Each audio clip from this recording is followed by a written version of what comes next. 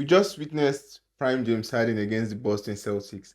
The man had 45 points, about I think 6 assists. And he shot very well.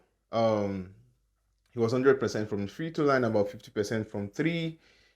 Yeah, he shot very well. Overall, this was a very good shooting game. I think at half, after the first half, the Celtics were shooting 74% from the field.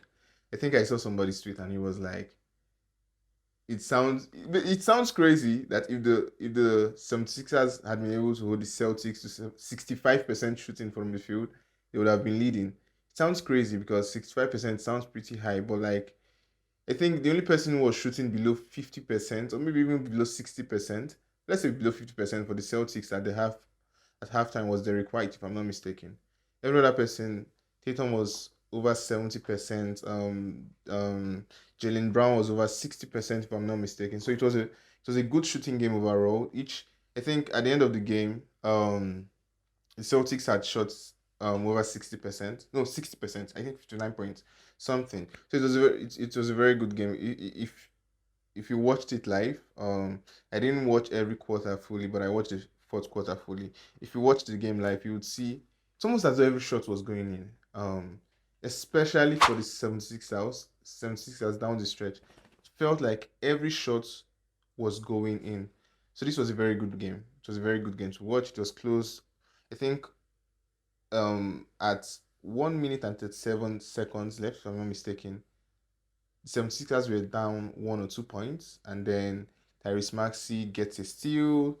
Um, and that was very good defense, right? For a game where they did not have Embiid. I'm going to get back to that. For a game where they did not have Embiid, they defended so well for that particular point in time. They defended so well, and it was hard for the Celtics to make a shot. And while they were tossing the ball to one another, um, almost a shot clock violation, and Tyrese Maxey steals the ball. He gets an easy layup. I think James Harden gets a three, and then Paul Reed scores two free throws. I think to basically end the game, right? So it was a very good game. It went down to the wire. For the Celtics, I don't know. I think they have to find a way to bounce back because you lost to a 76ers team without a potential MVP, without Joel Embiid, no rim protection, and I think they almost got the same amount of rebounds like you did, which means there's a chance if Embiid is on the team, is on the floor playing, you don't get that much rebounds because he's I think he's basically taller than everyone.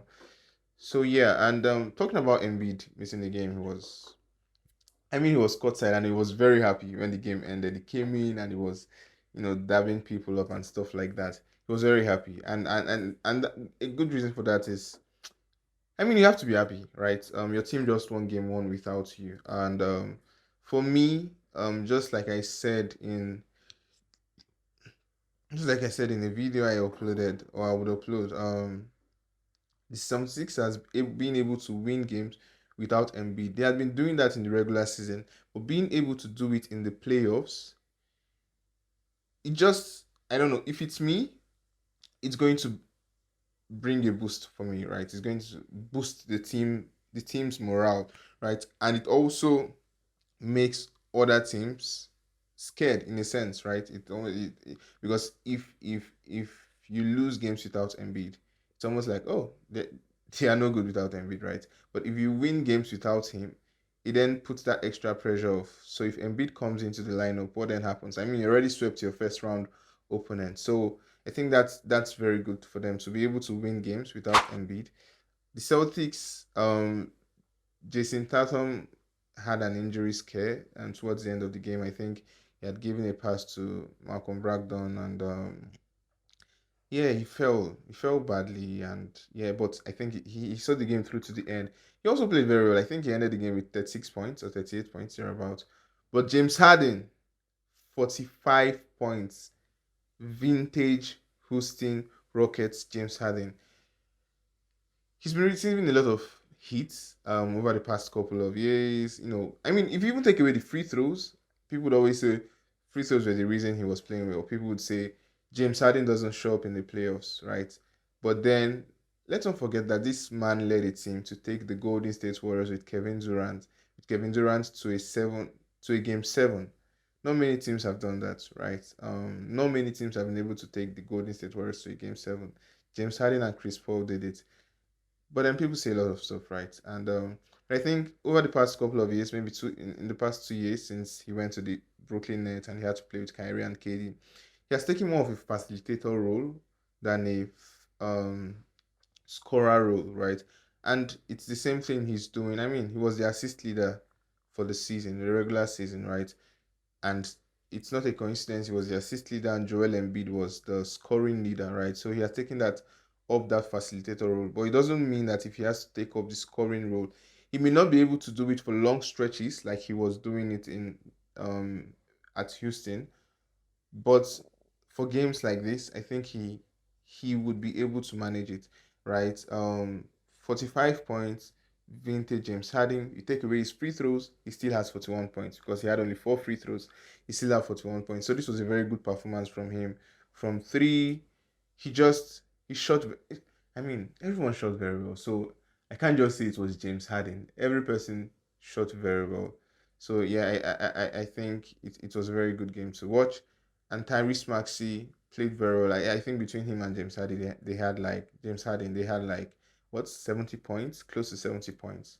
Yeah, more than. I'm sorry, give me a moment. Let me check that. Yeah, they had 71 points. James Harden had 45 points. Tyrese Maxey had 26 points. And very crucial points down the stretch. Very crucial points. I think it was a very close game. They kept swapping the lead. They were ties, they were swapping the lead. And it was a very fun game. And it was a very good win for the 76ers. I don't think it was a very good loss. If the 76ers had Joel Embiid and the Celtics lost, it would have been a better loss than losing to the 76ers without Joel Embiid. But then again, yeah, like I said, the 76ers are a very good team. They have James Harden, they have Tobias Harris, they have Tyrese Maxey, they have Paul Reed, they have all of these players. They have PJ Tucker, I think. They have all of these players who are able to play very well. Good role players. James Harden, who has led a team to at least the Western Conference Finals, right? So they have very good players, and they will be able to play against any team. So this was a very fun game. Um, it was a very good game. Vintage James Harden, like yeah. I'm particularly very happy for him. I'm particularly very happy for him. I look forward to what the remainder of the series would be. At least right now they have the advantage, right? They have the advantage. And next up, I think in the next 10 to 20 minutes, the Phoenix Suns versus Denver Nuggets game to start. I just decided to record this immediately after the game because yeah, it was really exciting. It was really exciting. It was a very exciting game. So yeah, I hope I would stay awake to watch the Suns game because it's almost 3 a.m. Where I am and I'm doing a little bit of work. That's why I'm still awake at this time. So but yeah, all right, I'm out. Bye bye. So if you enjoyed this video, kindly like, subscribe, but most importantly, leave a comment down below and click on any of these cards on the right to watch other videos I think you would find interesting.